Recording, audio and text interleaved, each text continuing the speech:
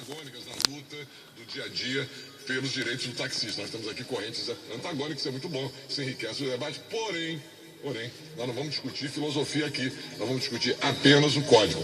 Claro que nós estaremos abertos posteriormente a essas discussões.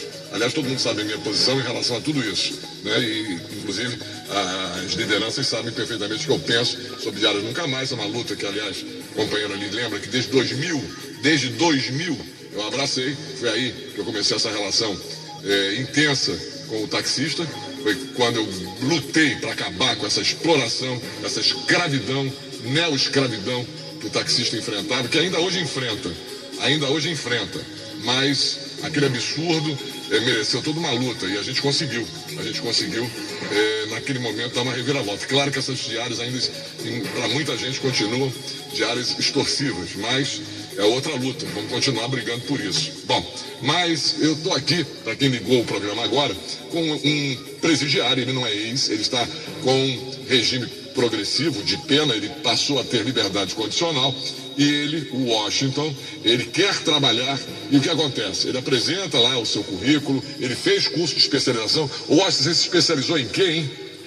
Operador de máquinas pesadas. Operador de máquina pesada, negócio de trator, é isso?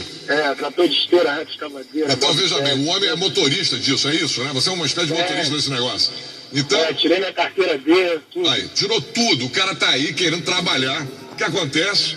Todo mundo se entusiasma pelo currículo dele, pelo que ele apresenta, mas chega ali, mas o cara tá em condicional. Lamento muito, sei lá, dá uma desculpa qualquer, que ele percebe que está em cima do preconceito, do descrédito, da sua recuperação. Ele que reconhece, ele entrou na bandidagem, ele foi assaltante, mas com a ajuda da mãe e da companheira, refletiu e chegou à conclusão definitivamente que o crime não compensa. Então, ele foi assaltante, mas hoje ele é um cidadão que quer trabalhar honestamente e não consegue. Paulo Ramalho. Bom, Canazio, é isso. Nesses casos de livramento condicional, a única solução é conscientização da sociedade. É só isso.